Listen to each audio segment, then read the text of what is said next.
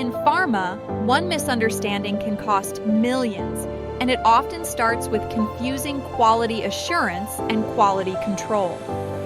Quality assurance is your prevention shield. It's about building quality into processes, systems, and training before a single batch is made. Quality control checks the product after manufacturing.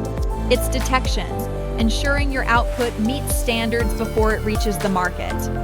Quality assurance and quality control serve different purposes, but both protect patient safety, compliance, and your bottom line. Misalignment creates compliance gaps, leading to rejected batches, lost revenue, and potential warning letters.